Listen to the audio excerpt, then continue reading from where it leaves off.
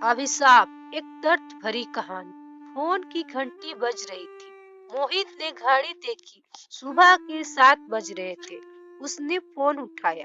उधर से आवाज आई, मैं थाने से बोल रहा हूँ। एक स्त्री रेल से कटकर मर गई है। उसके फोन में लास्ट डायल में आपका नंबर था, इसीलिए आपको फोन किया। मोहित को तो काटो खून नहीं। रात तो मौसी से बात हुई थी।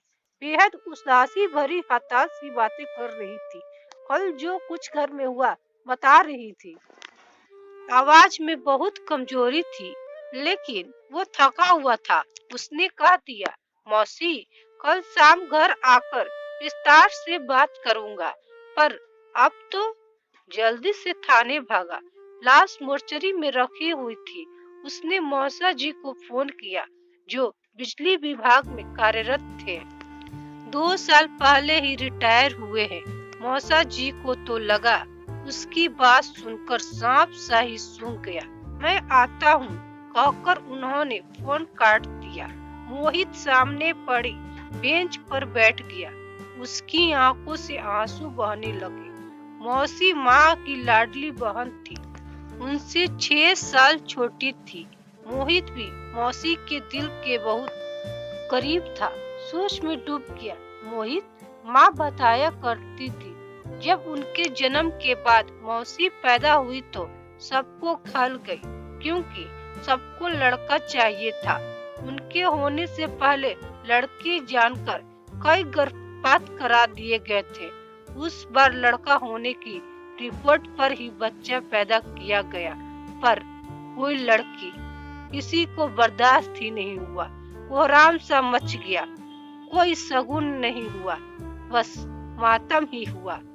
कभी कोई प्यार माँ बाबूजी का नहीं मिला, बल्कि छोटी छोटी गलतियों पर पिटाई होती थी। माँ पहला बच्चा थी, इसीलिए उनको सबका लाड मिला। बाद में कई गर्भपात के बाद छोटा भाई आने पर तो उनकी हालत और खराब हो गई। एक तरह से नौकरानी वाली ही हो गई। स्कूल तो भेजा गया उन्हें, पर पढ़ाई की कोई सुविधा नहीं थी उन्हें। स्कूल जाते जाते काम, स्कूल से आते ही फिर काम ही काम। बस माँ ही बहुत प्यार करती थी उन्हें। माँ बताती थी, एक बार मौसी ने भूख लगने पर भाई के लिए रखा हुआ सेब खा लिया। फिर तो उनकी वो पिटाई हुई कि दुखी होकर मौसी ने गेहूं में रखी सल्फास की गोलियां खा ली।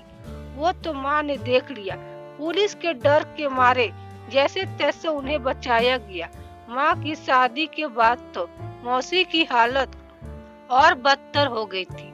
16 साल की उम्र में ही उनकी शादी भी कर दी गई हमारे शहर में। पर यहाँ भी मौसी के दुर्भाग्य ने पीछा नहीं छोड़ा। तेज तरार सास और विधवा बहन का आज्ञाकारी पुत्र और भाई निकला उनका पति। दिन रात उनकी सेवा में जुटी रहती। मुंह में बोल तो जैसे थे ही नहीं उनके। मायके वालों ने शादी के बाद उनसे कोई मतलब ही नहीं रखा। बस कभी कभी माँ से मिलना होता रहता था उनका। अपने दुख दर्द बांट लेती थी उनसे। वो भी बराबर में बैठे सब बातें सुनता रहता था। बात बहुत समझ तो उसे नहीं आती थी, पर मौसी के आंसू उसे अच्छे नहीं लगते थे। अपने हाथों से उन्हें पोंछ देती थी और मौसी उसे गले लगा लेती थी। उसे बहुत प्यार करती थी मौसी। माँ बताती है, एक बार जब फिर मौसी ने जुल्मों से तंग आकर जान देने की सोची, तभी उन्हें पता चला वो गर्भवती है। उस दिन से वो खुश रहने लगी थी। उन्हें यही लगने लगा था, अब कोई उनका अपना आने वाला है, जो उनका उद्धार करेगा, उनको समझेगा।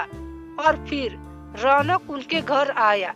1 साल बाद ही रोशनी से उनकी दुनिया में चहचहाहट भर गई। सास की चिल्लापो, पति का कर्कश व्यवहार, ननद की मनमानी, उन्हें कुछ भी बुरा नहीं लगता था। वो तो अपनी खुशी में मग्न दूसरी दुनिया में ही रहने लगी थी। बच्चे पढ़ने में अच्छे निकले। लड़का बैंक अफसर और बेटी इंजीनियर बनी। बेटी की शादी उसके जॉब में आते ही कर दी। वो अपने घर में खुश थी। नौकरी और अपनी ससुराल में व्यस्त। मौसी भी उसे कुछ बताकर दुखी नहीं करना चाहती थी। एक बहुत बड़ा झटका मौसी को तब लगा जब उनकी बड़ी बहन यानी उसकी माँ अचानक चल बसी। बहुत फूट फूट कर रोई थी वो। कहती थी, अब मैं अनाथ हो गई। वो तो खुद ही बिल्कुल टूट सा गया था, पर उसने मौसी को गले लगाकर कहा था, मैं हूँ ना। उसने ही अपनी शादी में उन्हें फोन खरीद कर दिया, भेंट स्वरूप, ताकि जब चाहे उससे बात कर सके। उनके बेटे ने भी प्रेम विवाह किया। पति तो बिल्कुल भी तैयार नहीं थे। हालांकि उन्हें भी लड़की और उसका परिवार ठीक नहीं लगा, फिर भी बेटे की खुशी के लिए बड़े लाड प्यार से बहू घर पर लेकर आई। पर शायद यहाँ भी उनकी किस्मत दगा दे गई। बहू के पिताजी का कोई काम नहीं था, भाई भी आवारा था। वो तो हर वक्त घर में डेरा डाले रहते और बहू को चढ़ाते रहते। बहू को हर समय ठंडा बुखार। मौसी दिन रात काम करती रहती। बेटे से बात करने की कोशिश की तो बेटे का जवाब सुनकर भौचौंकी रह गई। बोला, ये क्या माँ, आपको सबसे प्रॉब्लम रही? पहले अपने माँ बाप, फिर सास, अब बहू। अभी तो एडजस्टमेंट करना सीखो। पापा को भी आपसे इसीलिए शिकायत रहती है कि कुछ समझती नहीं हो आप। मौसी घुट कर रह गई। उन्हें मन ही मन फैसला कर लिया था कि अब वो किसी से कुछ नहीं कहेंगी। जब बहू के पैर भारी हुए, वो सबसे भारी वक्त था उनका। काम भी सारा करती, ऊपर से बहू के इल्जाम।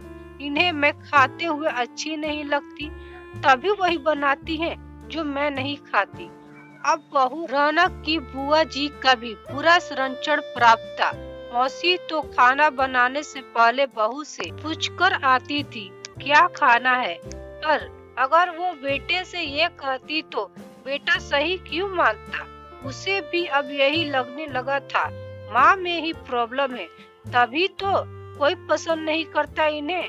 बहू की माँ लोकल होने की वजह से रोज ही बेटी से मिलने आती और ज्ञान बघार जाती क्या क्या खाना है।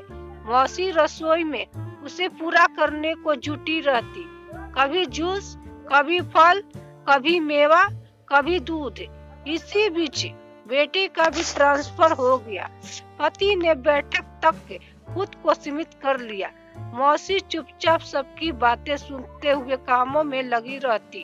पर जिस दिन दूध जैसा पोता घर आया, मौसी फिर निहाल हो गई। सब कुछ भूल गई, सपने बुनने लगी। पर सपना तब टूटा जब बहू ने पोते को हाथ भी लगाने को मना कर दिया।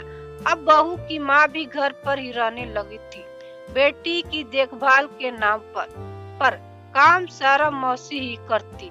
मौसी का शरीर भी टूट गया था, इतना काम नहीं हो पा रहा था। उन्हें बुखार आ गया, तब भी वो काम करती रही। पर कल अचानक बेहोश होकर गिर गई। फिर तो घर में कोहराम ही मच गया। कहा गया, जरा काम क्या बढ़ गया। इनका नाटक शुरू हो गया। क्या क्या नहीं कहा गया उन्हें। रौनक की बुआ भी कहने लगी, शुरू से आदत है इसकी तो नाटक करने की। बहुत रोई मौसी, और कल रात मौसी उसे फोन करके यही सुना रही थी, पर उसने ठीक से पूरी बात नहीं सुनी। सोचा कल जाकर खुद मिल लेगा, पर शायद उन्होंने मन तभी बना लिया था। उनकी लाश लेकर घर आए तो सुना बुआ, बहू और उसकी माँ कह रही थी, कुछ किया तो है नहीं आज तक। रेल से कटकर बदनामी और दे गई, कुल का नाम बदनाम कर गई। घर के लिए बस अभिशाप ही रही है। आशा करती हूँ कि आपको यह कहानी पसंद आई होगी। आपको यह कहानी कैसी लगी कमेंट बॉक्स में कमेंट जरूर करें, और अच्छी लगी तो लाइक जरूर करें। धन्यवाद।